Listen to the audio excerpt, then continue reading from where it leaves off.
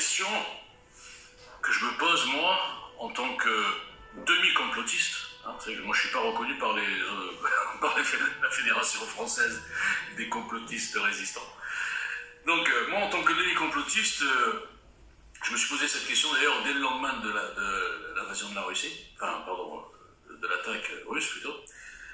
Et je me dis, et encore plus maintenant, 2 ans plus tard, qu'est-ce que c'est cette cigarette? Je me dis, mais qu'est-ce qu'ils veulent cacher en Ukraine? Bon. Parce qu'on voit bien, c'est un peu, si on réfléchit bien, c'est un peu comme le dossier Coco. C'est-à-dire que c'est démesuré par rapport au truc. C'est-à-dire qu'à l'époque, on avait une petite grippette qui tuait 0,5% et encore des gens bien précis, etc. Je vais pas y arriver. Bon. Et puis on se dit, il faut un vaccin, machin, attention, reste à la maison. Enfin, c'était le bordel. Bon. On a compris après, hein. Enfin, moi j'ai compris assez rapidement, mais bon. Donc quand il y a une disproportion, quand il y a un truc illogique, quand il y a des versions contradictoires qui ont changé en fonction du contexte et de ce qu'on nous devions croire, eh bien on comprend qu'il y a un problème. On comprend qu'il y a un truc qui ne va pas. Bon, je sais bien que je ne suis pas le seul à avoir compris qu'il y a un truc qui ne va pas. Il y a des trucs qui ne vont pas partout d'ailleurs. Et donc je me dis, comment est-ce possible que l'Ukraine, ce pays qui, jusqu'à cette invasion, même dans les médias mainstream, on nous le présentait comme le pays le plus corrompu, en tout cas largement d'Europe, mais même quasiment du monde. J'ai vu des reportages sur Arte, sur une télé normale, hein, pas des machins, pas Soral, pas Walter Boujna, le fou là. Non, un truc normal. Donc, ils expliquaient à quel point ce pays était corrompu. Et il y avait aussi Simone Veil. Alors, c'est marrant parce que le système se sert souvent de Simone Veil.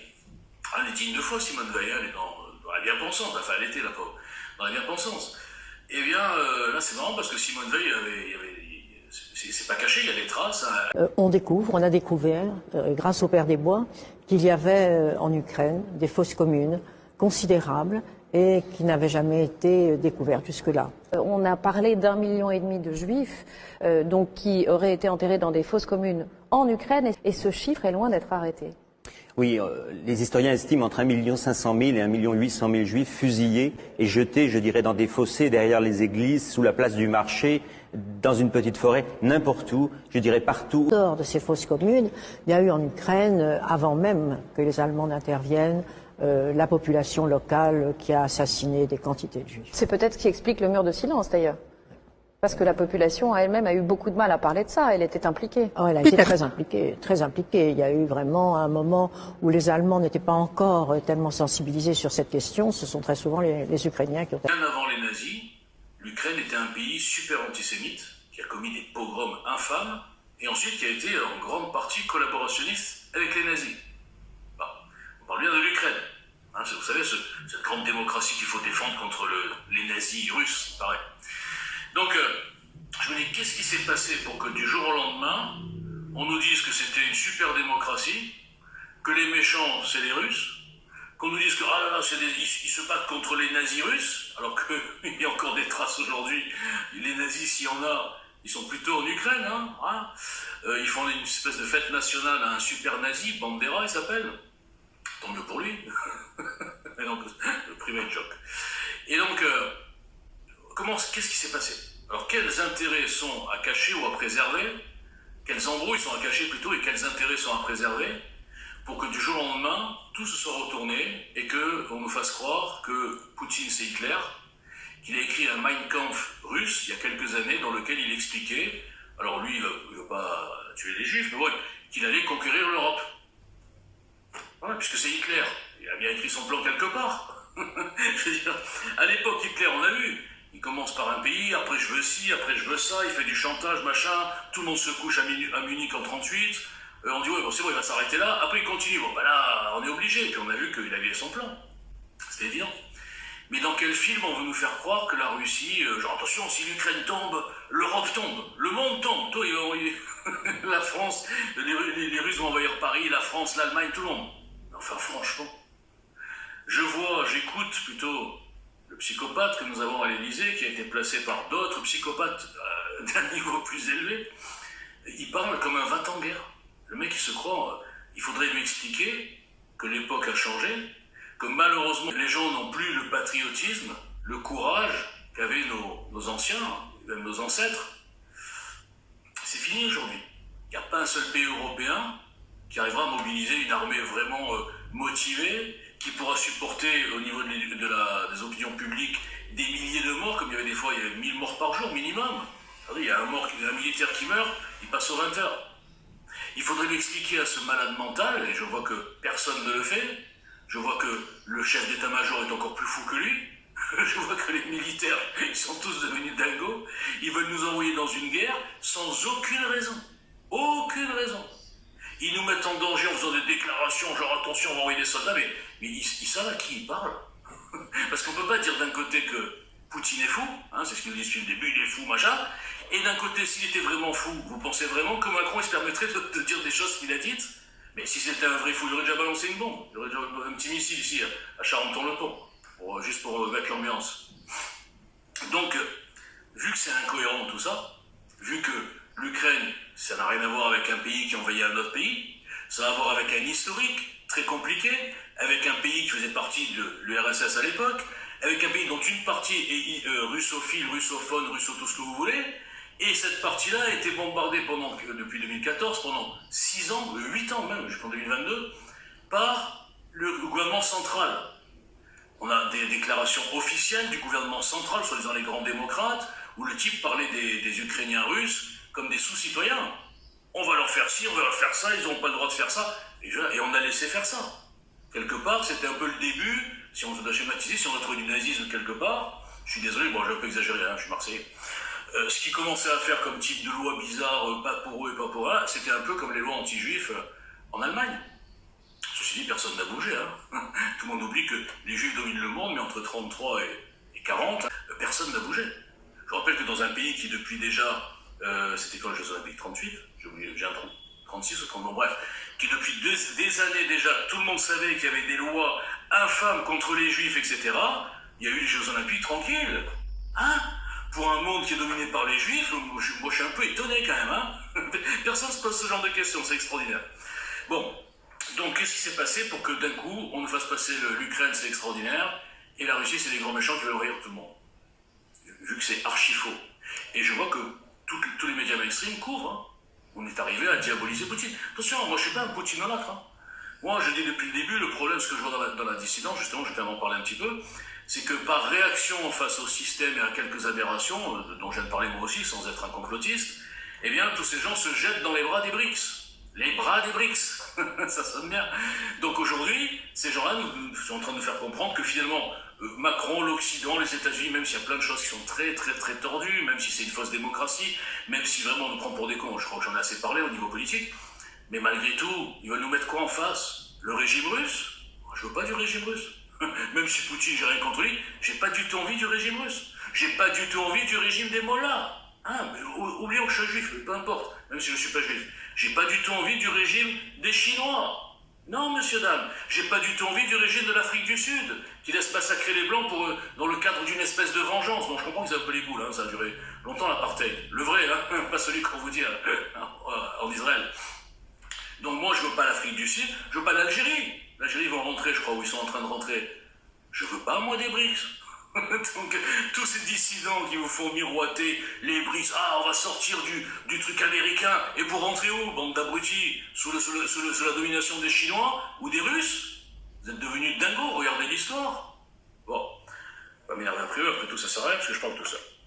Donc, je repose la question, qu'est-ce qu'ils nous cachent? On va commencer les suppositions. Parce qu'il y a des suppositions. Alors là, on va rentrer dans le complotisme. Ouais, si on veut. L'Ukraine est une machine à laver. Voilà, c'est Brandt. L'Ukraine, c'est une machine à laver d'argent sale.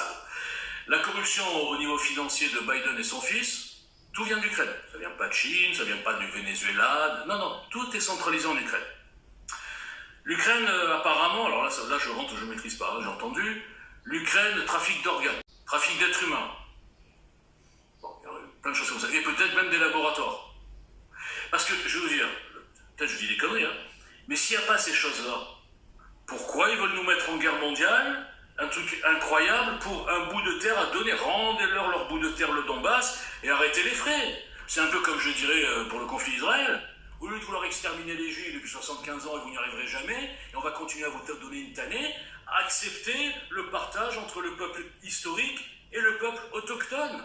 Hein? Gardez votre État comme vous l'aviez en 48 et arrêtez de me casser les bonbons. Eh ben, je dirais pareil à Zelensky. Alors pareil, attendez, j'ai oublié un grand détail. Zelensky. Il y a 40 000 juifs sur 40 millions en Ukraine, puisqu'il y en avait 1,5 million avant la Deuxième Guerre mondiale. Il ne reste plus que 40 000. Donc déjà, au-delà des Allemands, on va dire que les Ukrainiens ont déjà fait leur job. Hein. Mais attention, les complotistes disent attention, l'Ukraine, c'est la deuxième Israël. Vous savez qu'il y a des fous partout. Hein. Il paraît que l'Ukraine, c'est la deuxième Israël. Hein. Vous savez, le pays le plus antisémite du monde. Bon, j'en sens d'accord. Bon, bref. Donc 40 000 juifs en Ukraine, et comme par hasard, celui qui a été placé, qui a gagné le concours du placement, un peu comme Macron en France, ou Trudeau, ou Biden. Non, Biden, il était là depuis longtemps, mais ils ont dit on va le recycler jusqu'à la fin. Ou Van der Leyen, enfin tous ceux qui ont gagné le concours des corrompus, hein, des sans morale, des sans nation, des sans couilles même, on peut dire. Hein, je suis désolé, mais Trudeau et Macron, voilà, sans couilles, on peut le dire.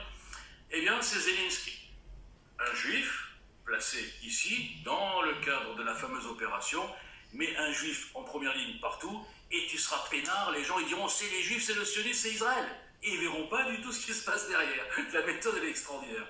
Donc ils mettent un juif, une espèce de comique, avec une sexualité bizarre, honteux, qui faisait des sketchs, mais c'est comme si on mettait Dieudonné président.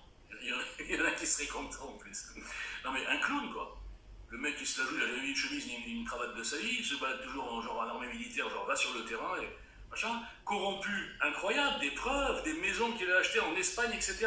En fait, il détourne une partie des aides, un peu comme tous les dirigeants palestiniens depuis 75 ans. En fait, si vous réfléchissez bien, l'Ukraine et la Palestine, même combat. Exactement la même histoire. Bon, pas exactement, mais enfin, il y a des similitudes. Et ce qui est marrant, c'est que les mêmes qui soutiennent la Russie, ben, ils soutiennent les Palestiniens. On ne comprend plus rien. En fait, les mecs ne comprennent rien. Quand je dis les mecs, c'est même la grande géopolitique profonde. J'ai vu les taquiner ça. Bref, revenons au sérieux. Donc, conclusion, il y a quelque chose qui ne va pas. D'accord? On nous cache quelque chose, on nous prend pour des cons, ça on a compris. Mais moi, je crois que c'est plus grave que ce que l'on croit. Parce que, à la rigueur, ils cachent des choses, ok. Mais là, prendre le risque, je me rappelle le début, on nous a dit que c'était un fou. Si t'as un fou en face de toi, tu lui dis pas, hé, hey, Poutine, moi j'ai envoyé des soldats, enfin, combien on a de soldats, au fait? Ah ouais, ah si peu, d'accord. On a des munitions, ouais, 3 jours. Ah, ok. Ouais, on va vous faire la guerre, les gars. Bon, c'est pas possible, quoi. On est dans un sketch. Le mec, je crois qu'il va parler ce soir, ou il a pas, je sais pas. Il a dit qu'il allait faire des grandes annonces. Il est capable de nous dire, bon, finalement, on va envoyer des avions, des chars et des soldats. Mais qui a envie d'aller mourir pour l'Ukraine? Déjà, je me demande comment les Américains ils sont venus mourir pour nous. Hein? Petite parenthèse. La Deuxième Guerre mondiale. Moi, j'aime bien les russophiles. Je dis, oui, c'est les Russes qui sont battus contre le nazisme. Mais vous avez la mémoire courte, hein. Jusqu'à Barbarossa, les Russes étaient alliés avec Hitler. Hein, on l'a oublié, alors ils ne venaient pas nous emmerder ici, c'était partager la Pologne, c'était peinard. D'accord? Mais s'il n'y avait pas eu Barbarossa, si Hitler n'avait pas attaqué la Russie, vous croyez que la Russie aurait attaqué Hitler? Non, ils auraient dit, bon voilà, on lui laisse de l'autre côté, on garde ici, et on ne bouge pas. Il ne faut pas comparer un pays qui a été attaqué, qui a donc répliqué, qui a fait une guerre extraordinaire, en sacrifiant son peuple, mais de manière vraiment comme une boucherie. Hein, parce qu'on se dit, enfin on ne dit pas, c'est le chiffre, 25 millions de Russes morts. Il y a des Russes on les envoyait au combat, ils n'avaient même pas d'armes. Je schématise à peine. Donc, c'est pas honorable spécialement d'avoir voulu défendre son pays. Ce qui est honorable, là je parle du point de vue des individus, parce qu'évidemment qu'au niveau de l'État américain, ils ne venaient pas pour rien. Hein, ils n'étaient pas venus juste pour les beaux yeux des Français, ils étaient venus, d'ailleurs ils ont réussi plus ou moins à planter des choses pour finalement diriger l'Europe. Hein, c'est ce qu'ils font avec l'Union européenne et avec l'OTAN. Mais enfin, malgré tout, au niveau individuel, ces Américains-là, qui sont venus sur les plages, etc., on parlait des débarquements, mais qui aujourd'hui, quel Français est capable de faire ça pour un pays où il n'en a rien à foutre? Un pays où il n'a pas d'attache. Nous, les Ukrainiens, bon, très bien pour eux, ils se défendent, mais bon, on s'en fout des Ukrainiens, comme eux, ils s'en foutent des Français. Avant la guerre, je crois que les Ukrainiens, ils s'en foutaient de tous les pays qui sont en train de les aider aujourd'hui. Mais c'est normal, c'est pas un reproche. Donc, mettez-vous à la place de ces Américains qui sont venus mourir pour nous. Hein? Alors bien sûr, souvent c'était des gens qui n'avaient pas de boulot, machin, ils se sont engagés dans l'armée, c'était l'armée professionnelle, de mémoire.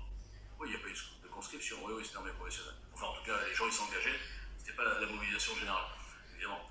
Bon, bref, tout ça pour vous dire que, comment ces malades mentaux imaginent une seconde, premièrement, que Poutine, même s'il voulait, pourrait envahir l'Europe, et là je reviens à ce que je viens de dire, il n'a même pas les effectifs. Ben, imaginons un truc fou, il n'a pas les effectifs pour envahir et occuper l'Europe. d'accord? Comme, je vous fais une parenthèse, comme tous les tarés qui parlent du Grand Israël, ils ne se posent jamais la question, ok, le Grand Israël, mais ils sont où les gens? Il y a 7 millions de juifs, les gars. Vous voulez peupler et protéger un pays, le Grand Israël, ça fait environ 4 fois le Israël actuel, et qui sont même pas capables de défendre leur petit Israël. À tout moment, ça peut péter, ils savent plus, ils sont attaqués de tous les côtés, mais ils vont multiplier par 4. Déjà, il faut virer tous les gens qu'il y a, je sais pas comment ils feraient. Ils n'arrivent même pas à Gaza, là, c'est un peu compliqué. Et après, il faut peupler et protéger. Et les gens vous font avaler ça. Je parle bien sûr à tous les tarés, les fans de Soral, de Hillard, de Youssef Indy, ouais, le Grand Israël messianique, Covidique, qui mélange tout. Mais vous avalez n'importe quoi. Mais alors comment ça se fait que les mêmes, ils sont un peu intelligents quand même, hein, je parle des moutons. Parce que vous êtes quand même tous des moutons, vu que vous me boycottez depuis 5 ans, c'est que vous êtes vraiment des moutons, je vous assure. Donc, vous les moutons, il y a des moutons un peu plus intelligents qui ont compris qu'il y a une embrouille dans l'Ukraine, qui ont compris qu'il y a une embrouille dans la Covid, donc c'est-à-dire que ça travaille, hein. Mais sur le dossier global des Juifs et d'Israël, il n'y a plus rien, les gars. Les neurones, ils disparaissent. Pourquoi je dis que l'antisémitisme est un anesthésiant des neurones? Pour ça. Parce que les mêmes sont assez fins pour comprendre des trucs, des manipulations, mais quand c'est les Juifs, ils ne réfléchissent pas. On leur dit c'est covidique messianique. Ah oui, ok, c'est les Khazars, mais c'est pas tout à fait des Juifs, mais ils étaient en Khazarie, mais pourtant ils s'occupent d'Israël, alors que non, on a dit qu'ils étaient à la City, ils occupent la City. Non, mais franchement, ils font des vaccins, mais en même temps, ils veulent agrandir le pays. Mais sérieusement, quoi. Ce que je veux vous dire, en résumé, c'est n'importe quoi, alors, je suis en roue libre complet. Ce que je veux vous dire en résumé, premièrement, c'est que vous êtes des moutons, parce qu'avec tout ce que je vous fais comme démonstration sur plein de sujets, pas là, là je rigole, vous continuez à me boycotter. Et là, je vais vous donner un scoop. À force d'emmerder TikTok, ils ont libéré mon compte. Hein, vous savez, mon 5e compte était restreint, c'était bloqué à 50 vues, 30 vues, j'ai dit c'est pas possible. Quoi. Je faisais 400 000 vues, depuis qu'ils m'ont coupé, je faisais 30 vues, ok. Un peu comme Twitter d'ailleurs, enfin dans la proportion moindre. Je sais pas pourquoi, ce qui s'est passé. J'ai mis 3 vidéos, ça recommence normal. Alors j'ai pas beaucoup de followers, je viens de recommencer, j'ai 50 followers, je sais pas combien. Ça y est. Quand Walter Boujna, on le libère, on enlève la restriction. Et surtout, sur TikTok, ce qui est bien, c'est que tous les gens m'adorent. Vous savez pourquoi? Parce qu'ils ne me connaissent pas. Ceux qui me connaissent, ils me détestent. Mais ceux qui me voient pour la première fois faire un sketch sur n'importe quoi et tout, ils m'adorent. C'est qui ce mec-là? On ne le connaissait pas. Mais il vaut mieux. Donc, et puis surtout, il n'y a pas eu de cabale. Il n'y a pas eu des groupes de TikTokers anonymes qui se groupent. Ouais, bloquez-le, machin, c'est un fou. Voilà. Non, ils sont naturels. Les gens ils disent c'est qui ce mec-là? Putain, il nous dit des trucs. Personne ne l'a dit comme lui. Et non, parce que j'ai un style. Hein. Donc, comme je suis débloqué sur TikTok, maintenant je vais aller sur TikTok. Je vais vous laisser crever avec vos influenceurs de merde qui valent pas une cacahuète en face cam sur TikTok, ils valent rien. Ils se sont des somnifères, les mecs. Hein. Ils vous disent, ils récitent leur machin genre un télo, vous avalez tout. Il n'y a pas de charisme, il n'y a pas de puissance, il n'y a pas d'originalité, il n'y a pas de courage. Ce sont des gens qui débattent entre eux. Moi, je peux débattre devant n'importe qui. Donc, je suis débloqué sur TikTok, c'est la bonne nouvelle du jour. Et donc, vraiment, je vais aller sur TikTok un peu rigoler avec des gens normaux, hein, qui ne sont pas lobotomisés, hein, qui sont libres. C'est vrai. En fait, les gens sur TikTok sont beaucoup plus libres. Et bien maintenant, ce soir, je vais faire maintenant un space, parce que moi, j'ai dit un peu des conneries, hein, parce que je ne suis pas informé sur le sujet.